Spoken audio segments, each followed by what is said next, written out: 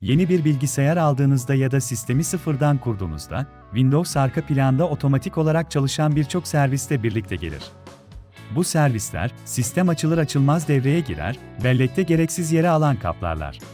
Servislerin büyük bir kısmı ev kullanıcıları için hiçbiri gerçek fayda sağlamaz. Bu servisleri devre dışı bırakarak, daha hızlı açılan bir Windows, daha düşük kaynak kullanımı ve daha akıcı bir sistem elde edebilirsiniz. Öncelikle, servisler ekranına gidelim. Arama bölümüne hizmetler yazıyoruz ve çıkan hizmetler yazısına tıklıyoruz. İlk kapatacağımız servis, bağlı kullanıcı deneyimleri ve telemetrisi. Bu hizmet, bilgisayar kullanım verilerinizi ve tanımlama bilgilerini Microsoft'a gönderir. Ev kullanıcısına hiçbir katkısı yoktur ve sürekli arka planda çalışır. Güvenle kapatabilirsiniz. Başlangıç türünü devre dışı yapıyoruz, servisi durdur seçeneğine tıklayıp uygula diyoruz. Sıradaki servis, Windows anında iletme bildirim hizmetleri. Uygulama ve sistem bildirimlerini iletmek için kullanılır. Kaynak tüketimi yüksek servislerden biridir. Anlık bildirimleri aktif olarak kullanmıyorsanız, bu servisi kapatmak sistem performansına doğrudan katkı sağlar. Coğrafya konum hizmeti, haritalar, hava durumu ve bazı web servisleri konum bilgisi için kullanır.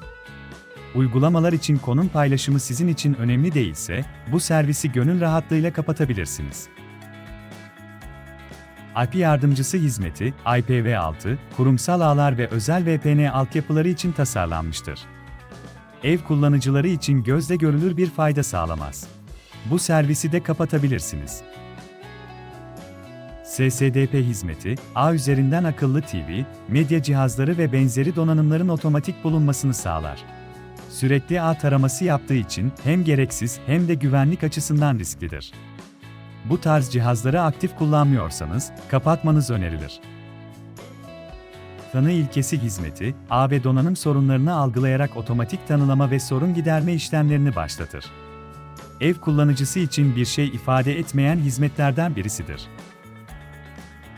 Sertifika yayma hizmeti, akıllı kartlar ve kurumsal sertifika altyapıları için kullanılır.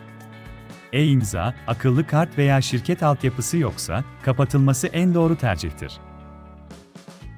Windows hata raporlama hizmeti, program çökme ve hata raporlarını Microsoft'a gönderir.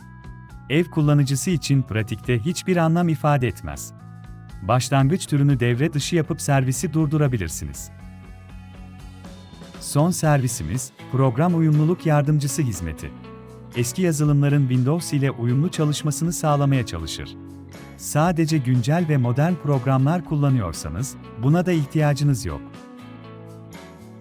Bu servisleri ileride kullanmayı düşünürseniz, başlatım türünü otomatik seçerek başlat seçeneğine tıklamanız yeterlidir.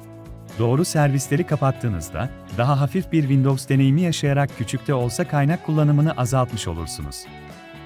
Bu tarz bilgisayar ipuçları için takipte kalın.